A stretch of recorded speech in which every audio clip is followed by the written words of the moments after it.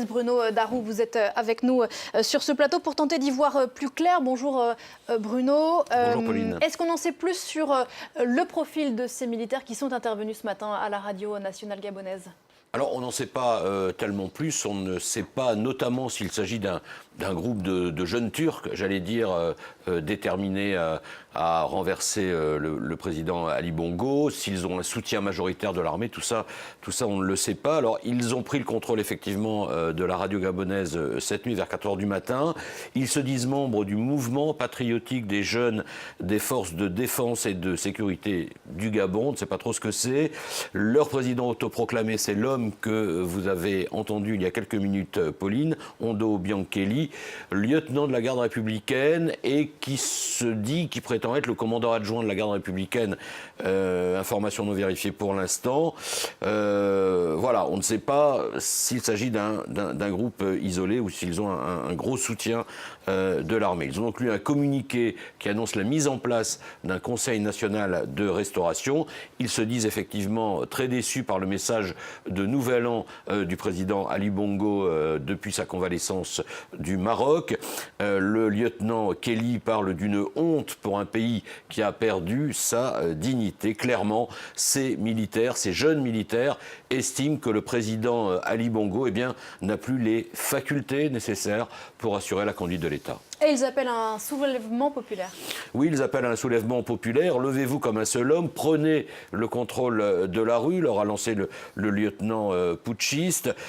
Donc clairement une tentative de putsch, mais encore une fois, on ne sait pas pour l'instant qui il représente et surtout quelles sont les forces derrière ces militaires. Voilà, et on voit derrière nous, Bruno, des images de Libreville envoyées par les observateurs de France 24 depuis Libreville. Ces militaires, vraisemblablement putschistes, réclament et se disent mus par une initiative politique.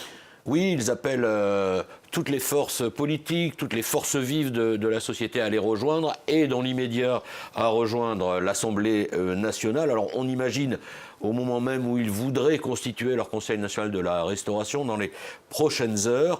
Quant à la situation sur place, effectivement, selon le correspondant de RFI, Yves-Laurent Goma, le courant a été coupé dans certains quartiers. Il y a eu des blindés positionnés sur le boulevard Triomphal, mais là, d'après les dernières images, apparemment, ce ne serait plus le cas. Il y a eu des tirs qui ont été entendus, des hélicoptères qui ont survolé Libreville.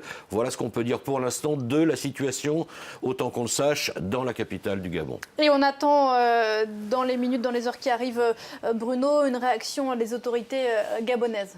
Oui, parce que pour le moment, il n'y avait pas eu de réaction officielle. Alors, il faut rappeler que donc, le président Ali Bongo, qui a été victime d'un AVC en Arabie Saoudite, puis qui effectue sa convalescence à Rabat, au Maroc, avait donc fait son message de nouvelle année le 31 décembre. Jusqu'au dernier moment, on ne savait pas s'il pourrait le faire ou pas. Visiblement, son message, où on voit effectivement qu'il a le regard assez peu clair, son élocution n'est pas très fluide et le contenu même de son message visiblement ont fortement mécontenté ces militaires. Ali Bongo au pouvoir depuis août 2009. Avec son père Omar Bongo, ça fait plus de 50 ans que la famille Bongo dirige le pays, puisqu'Omar Bongo est arrivé au pouvoir en décembre 1967. Ça fait donc un peu plus de 51 ans. Voilà où on en est. Donc Ali Bongo n'est pas à Libreville. C'est donc le vice-président et le Premier ministre qui, en attendant, assurent la continuité de l'État. C'est peut-être eux qui vont, l'un de ces deux hommes qui va s'exprimer. Et puis, selon un proche de la présidence, les militaires qui mèneraient cette tentative de putsch seraient en fait un groupe minoritaire et isolé. Mais on va attendre bien sûr dans les prochaines heures de voir s'il s'agit d'une tentative de putsch de fait, si elle est réussie ou avortée ou maîtrisée.